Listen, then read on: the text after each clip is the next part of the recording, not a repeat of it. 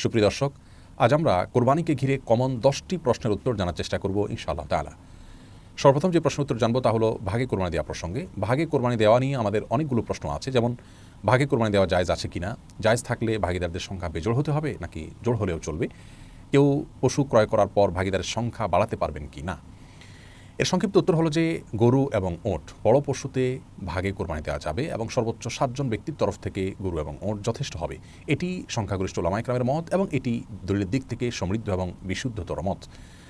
আর কোরবানি ভাগিদারদের সংখ্যা বেজোড় হতে হবে এমন কোনো বাধ্যবাধকতা নেই।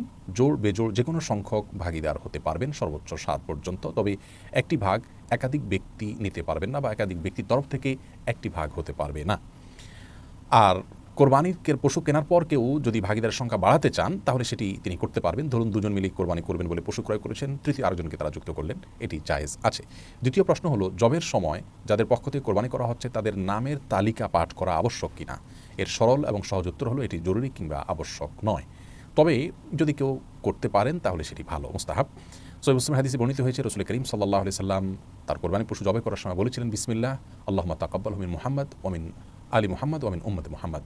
যার অর্থ হলো, আল্লাহ আমি আপনার নামে এটি জবাই করা শুরু করছি, আপনি এটাকে কবুল করুন মুহাম্মদের পক্ষ থেকে, তার পরিবারের তরফ থেকে, তার উম্মতের তরফ থেকে। এই জন্য কোরবানি যাদের পক্ষ থেকে করা হচ্ছে জবের আগে তাদের নামগুলো উল্লেখ করে, নাম পাশাপাশি বাবার নাম এভাবে যদি উল্লেখ করা হয় অমুকের সন্তান অমুক, এরকমভাবে সবার নাম উল্লেখ করে যদি বলা হয় আল্লাহ সবার তরফ থেকে আপনি কোরবানি কবুল করুন, এরপরে ছুরি চালনা করা হয়, এটি মুস্তাহাব, এটি উত্তম, জরুরি বা আবশ্যক কোনো বিষয় নয়। তৃতীয় প্রশ্ন হলো কোরবানির গোশত ভাগিদারদের মাঝে যদি অনুমান করে বন্টন করা হয় সেটি উচিত হবে কিনা। এর উত্তর হলো না, এটি উচিত হবে না, বরং যথাসম্ভব পরিমাপ করে সমান হারে সবার মধ্যে বন্টন করা উচিত এবং কর্তব্য, এটা অনুমান করে ভাগ করা উচিত নয়।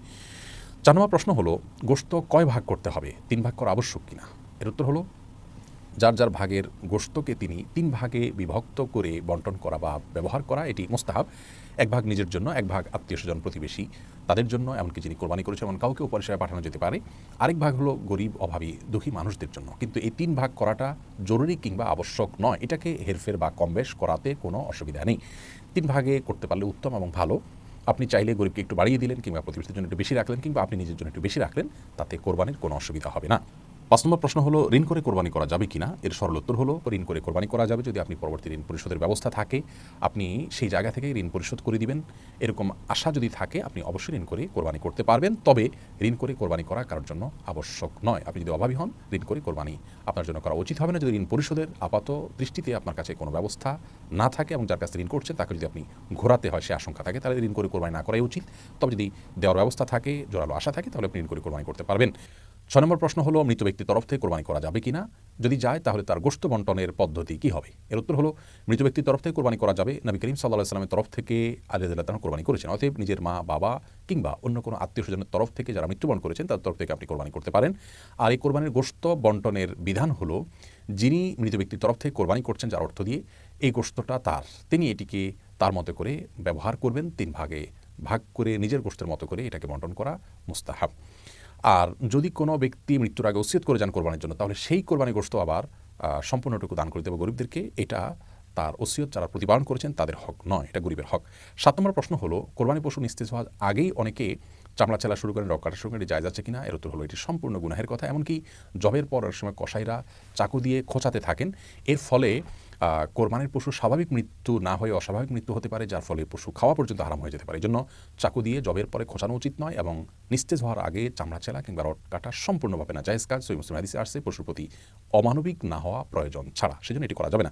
8 নম্বর প্রশ্ন হলো অনেক সময় দেখা যায় বুড়ি পরিষ্কার করতে দেওয়া হয় এবং যাকে দেওয়া হলো তাকে বলা হয় যে এটা পরিষ্কার করার পর তুমি কিছু নিও আমাকে কিছু দিও, এটি জায়েজ আছে কিনা। এর সরল উত্তর হলো এটি জায়েজ নাই, কারণ নবী করিম সাল্লাল্লাহু আলাইহি ওয়াসাল্লাম কোরবানির পশুর গোশত যারা প্রস্তুত করেন তাদেরকে কোরবানির পশুর গোশত দিয়ে কোনো কিছু দিতে নিষেধ করেছেন, সেজন্য এটি জায়েজ নয়।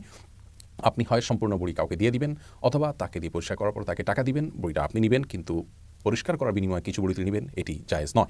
9 নম্বর প্রশ্ন হলো অমুসলিমকে কোরবানি গোশত দেওয়া যাবে কিনা। উত্তর হলো অমুসলিমকে কোরবানি গোশত দেওয়া যাবে, কোনো নিষেধাজ্ঞা ব্যাপারে নাই। 10 নম্বর প্রশ্ন হলো কোরবানি গোশত কতদিন রেখে খাওয়া যাবে, ফ্রিজে রেখে খাওয়া যাবে কিনা। এর উত্তর হলো যে কোরবানি গোশত ফ্রিজে রেখে খাওয়া যাবে এবং কতদিন রেখে খাবেন এটি একান্তই আপনার ব্যাপার। এক্ষেত্রে শরীয়ত কোনো সীমানা নির্ধারণ করে দেয়নি যে এর মধ্যে কোরবানি গোশত খেয়ে শেষ করতে হবে। আল্লাহ তাআলা আমাদের সকলকে প্রতিটি ইবাদত সঠিক এবং শুদ্ধরূপে সম্পাদন করার তৌফিক দান করুন। আসসালামু আলাইকুম ওয়া রাহমাতুল্লাহি ওয়া বারাকাতুহু।